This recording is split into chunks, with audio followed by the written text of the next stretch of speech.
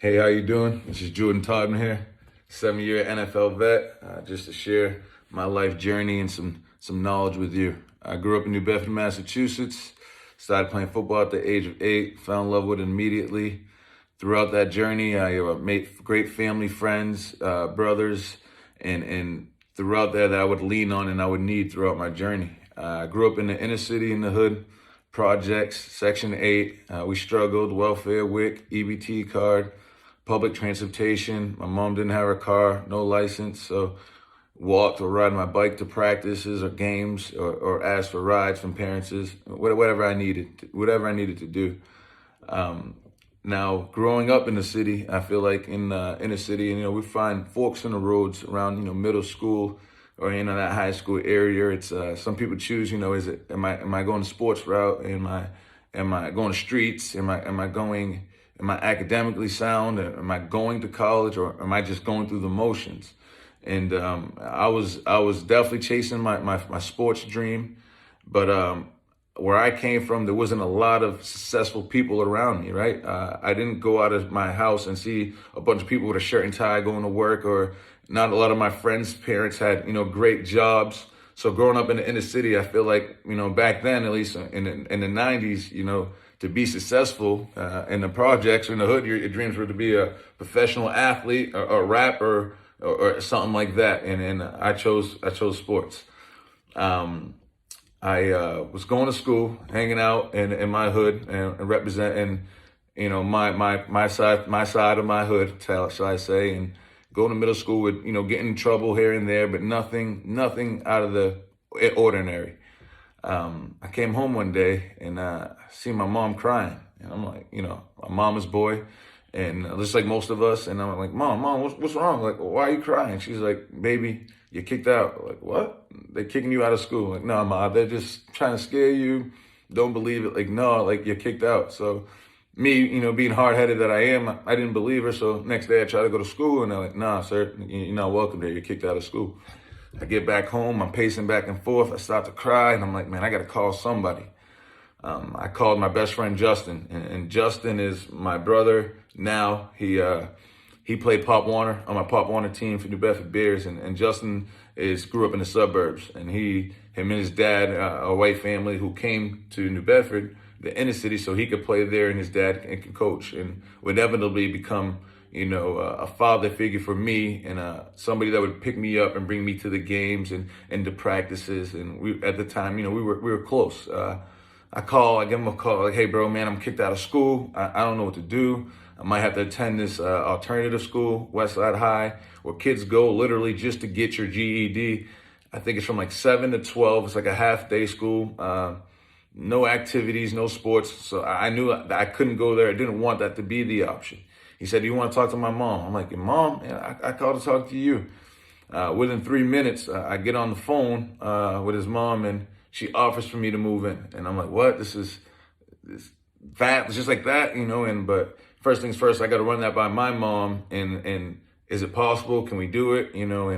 But now let me tell you the total difference of the cities and where we're growing up. And it's not even that far apart, which is good. Probably 15 to 17 minutes drive, right? But I grew up in New Bedford, and I'm going to Roosevelt, which is definitely inner city, multiracial school. And Justin, who's my best friend, and his dad live in Dartmouth, which is total opposite, suburbs, some farmland, not much, but maybe 5 to 6 black kids in my school at all. But most importantly, it was tough and a pull on my mom, right? Because she raised me, and at this point now, she works, very hard, 3 to 11, so she could support me, my brothers and sisters.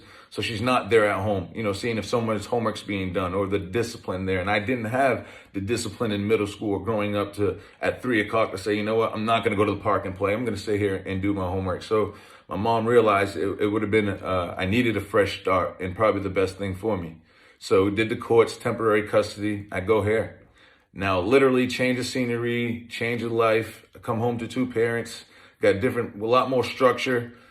Surrounding myself around people who want to be successful, talk about college, talk about, different businesses owning, and just different mindset, and opening my eyes to different things. I feel like a lot of us, I truly believe that, some of us fall a victim of our environment. And I feel like it does happen, but I don't want to use it as an excuse or a crutch, right?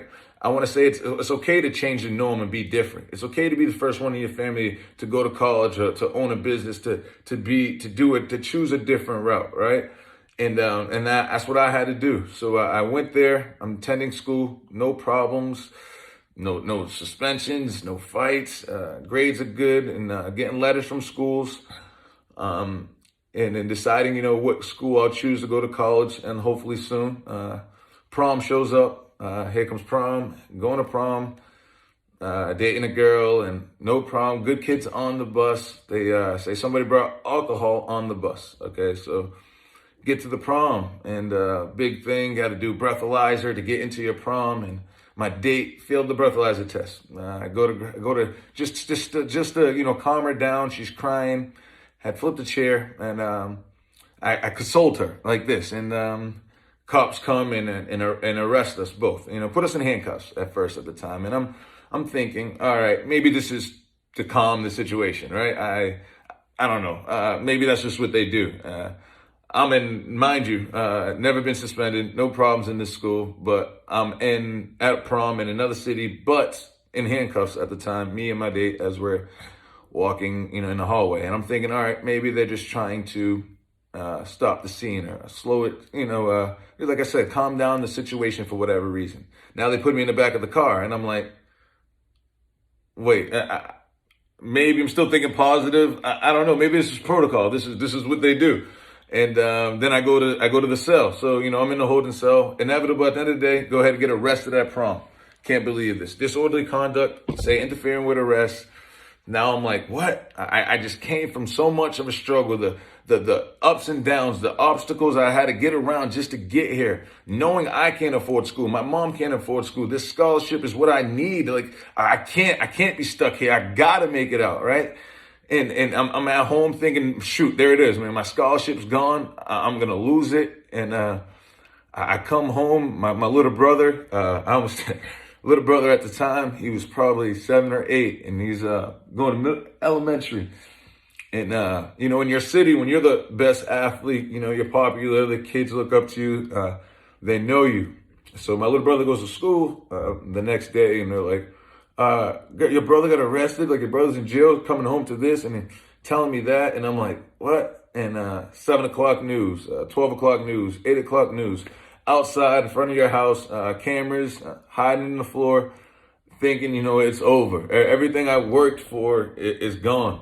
Scholarship, and then blessing that I got the call from UConn and Coach Etzo, who stuck with me and allowed me to keep my scholarship and make it through, just to make this dream even possible. I went to the University of Connecticut. Went there for 3 years, entered the draft. My true junior year, was drafted to the Chargers. Like I said, played 7 years in the NFL, learned a bunch of things, and continue to learn and want to give my life, my stories, and some knowledge to people. Some of the biggest things I can give you, or I can tell you, most importantly, is dream. And when I say dream, I say dream big. I say if I asked everybody in the room, I said, who wants to be a millionaire? I expect everybody to raise their hand. And I would say, now, who got millionaire dreams or millionaire plans? And what are the steps you're going to take to become there? And not to say you need to be a millionaire to be successful, but I say, why not shoot as high as you can, right? Surround yourself around people with the same mindset, people that want to be successful, people that are pushing you to be better, people that you can push to be better. Be a great leader in your community, siblings, families, be role models. Try to change the world to shape what you want it to be in the future. We got a lot going on in this world, and all we need right now is a lot of love, a lot of communicating, being able to share, what's going on with us, what's on our chest, and getting things out there. I want you to just continue to strive, have a plan. I say, if you wake up today, I say, if people wake up and I say, what do you want to be in the next 3 to 5 years? If you don't tell me or you're not sure, I say you might as well put some blindfolds on and walk around, because that's what you're doing. You're walking around blind, right? And if you walk around blind in most areas, you can get hurt. You can get in trouble, get hit by a car. I say have a plan. Know where you're going and what are you going to do to get there? What steps are going to be there? Have plan Bs and don't let nobody, tell you what your life's going to be.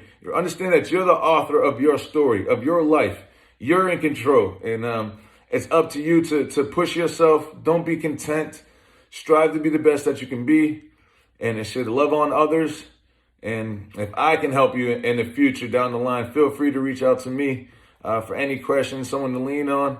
And sky's the limit. Chase the dreams. I wish you the best. God bless.